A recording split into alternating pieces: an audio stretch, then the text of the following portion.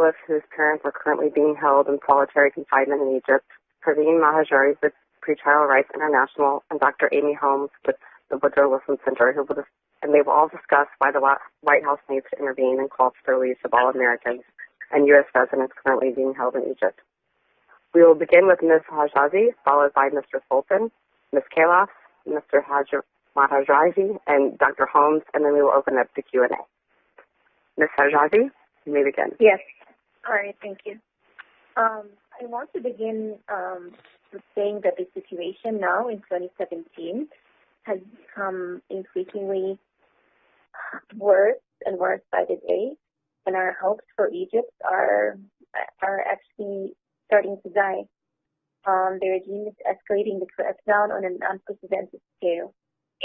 First, it used to be under the pretext of fighting terrorism or against terrorism and Islamists in 2013. But then I think the regime started showing its true colors, and by increasing the arrests to sending it almost to everyone in society, to activists, political activists, to dissidents, and even to NGOs, like in my case, where they arrested the 7 of us and held us for 3 years. So they cracked down on the NGOs and closed them, and even arrest the members. But now, even worse, the new trend is to arrest minors for political charges, and they are as young as 13 or 14. And they tried them before terrorism courts and even military courts, and they accused them of terrorism.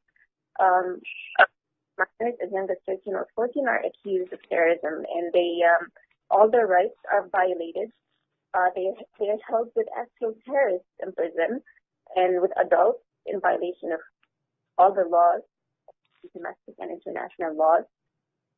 And in fact, by this, they are creating the fertile ground for terrorism.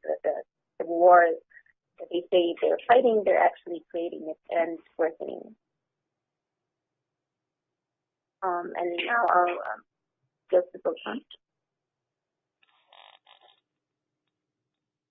Hello? Yes? Mohamed, would you like this? Yes. Sorry. So it's no secret that Egypt under Sisi has become quite the black hole for human rights and democratic governance.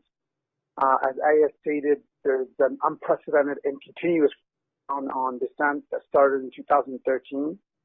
Has left thousands dead, tens of thousands unjustly imprisoned, including activists, journalists, and of course American citizens. Aya and I are lucky to be here with you today as survivors. Two completely different administrations, the Obama administration and the Trump administration, were successful in securing our respective releases. So it's only natural that we see it as our job and duty to advocate for the remaining 19 that are still in there amongst the 60,000 political prisoners and share their stories with the world.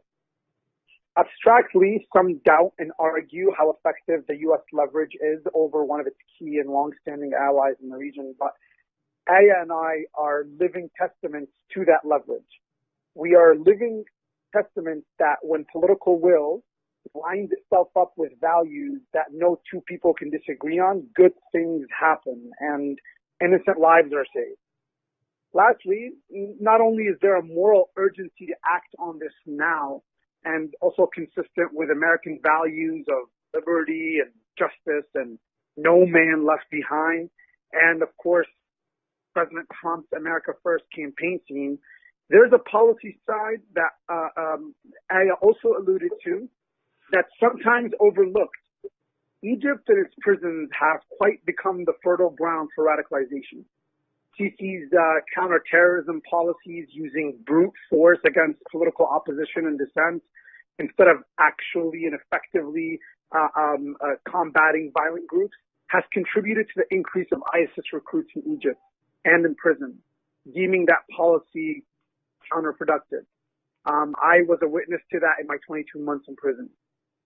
The story here, folks, is quite simple. There are Americans in Egyptian prisons that are unjustly imprisoned in Egypt. There are journalists, there are activists, there are minors in there. I was one, Aya was one, and the vast majority of the people in there are no more criminals than Aya and I were. And the U.S. should use its weight and leverage to secure the release of its citizens and all of those facing injustice in Egypt. Thank you.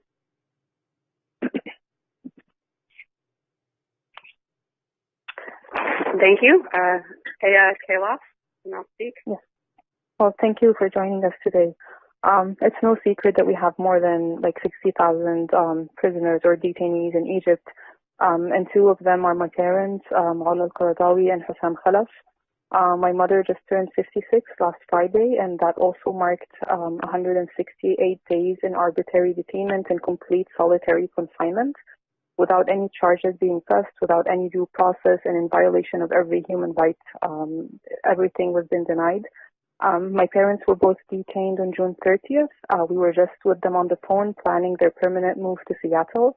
And then we got a call that night that they had disappeared and have been taken by security officers. They disappeared for 2 days, and then we learned that they have moved my father to one of the worst prisons in Egypt, which is the Torah prison, and my mother was moved to Al-Qanatir prison.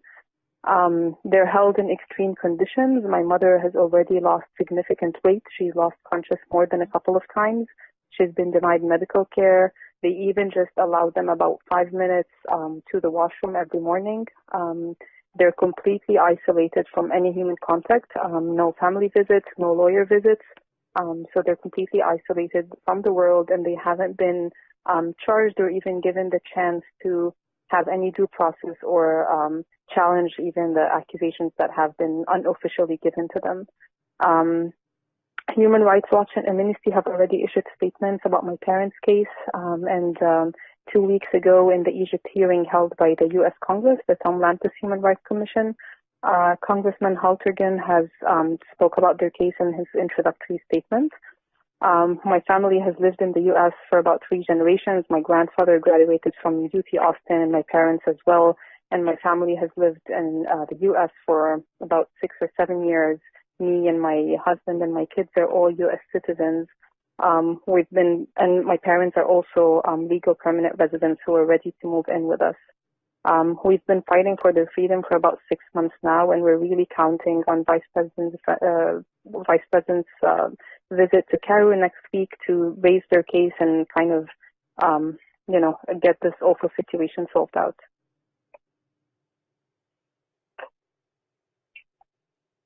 Okay, thank you. Praveen, would you like to speak next? Sure, thanks, Jamie. My name is Praveen Madaraju, and I'm with Pretrial Rights International, and we represent 2 American citizens jailed in Egypt, Mustafa Qasim, who is a 52-year-old father of 2 from New York, and Ahmed Atiwi, who's a 27-year-old college student. Both have been in jail since August 2013.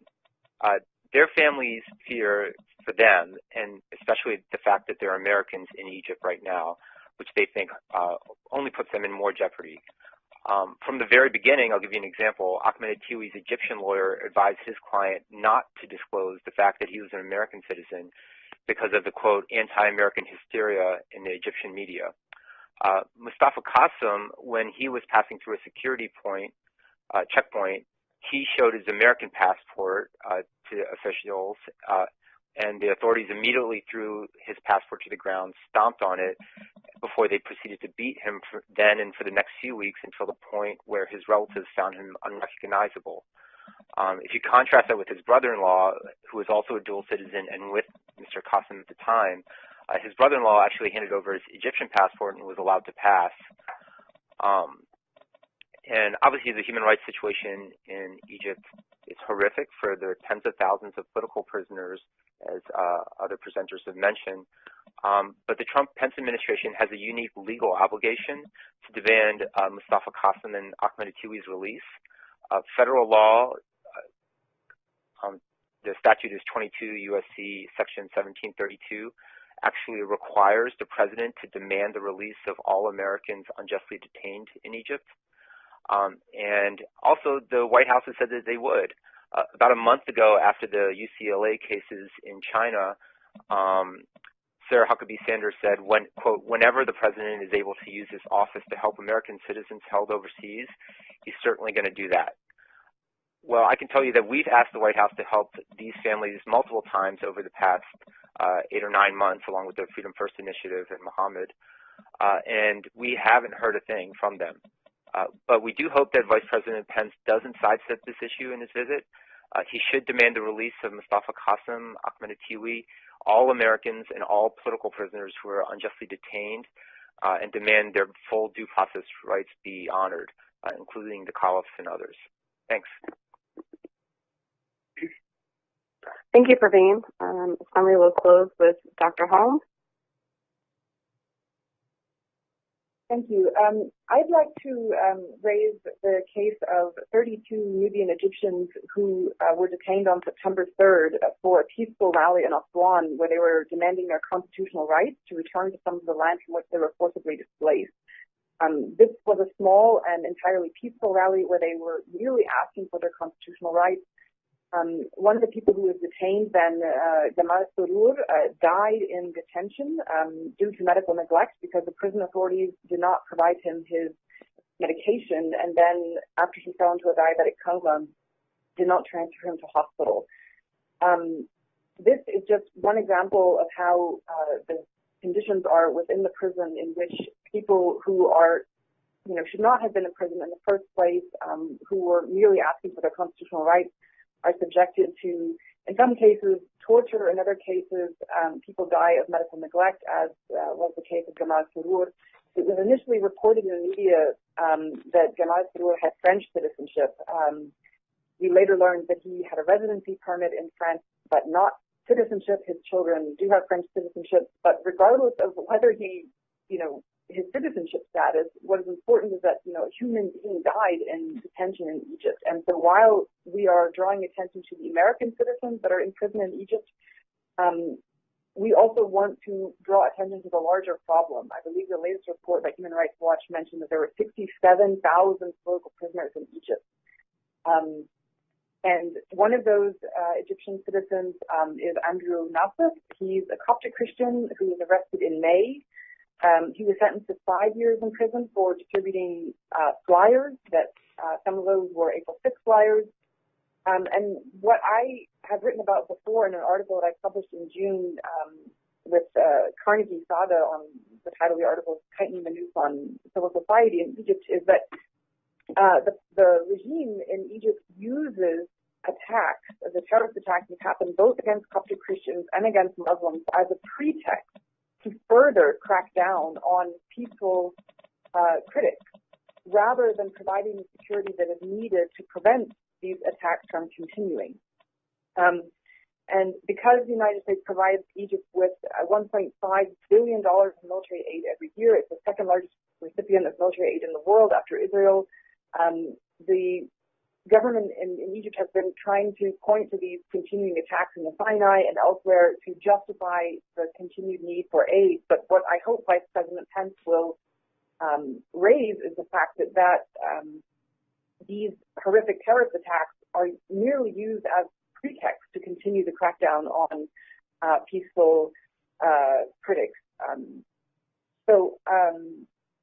And finally, I'd just like to mention that I believe that what is really necessary is that all branches of the U.S. government need to be on board with the message that about the political prisoners in Egypt. So not just the State Department, but it needs to come from the Department of Defense, from President Trump, from Vice President Pence, from all branches of the U.S. government need to be sending the same message to the government in Egypt that it is unacceptable for American citizens to be imprisoned unjustly, who are prisoners of conscience, and that this message needs to be coming from all branches of the U.S. government, and that I hope that Vice President Pence will deliver this message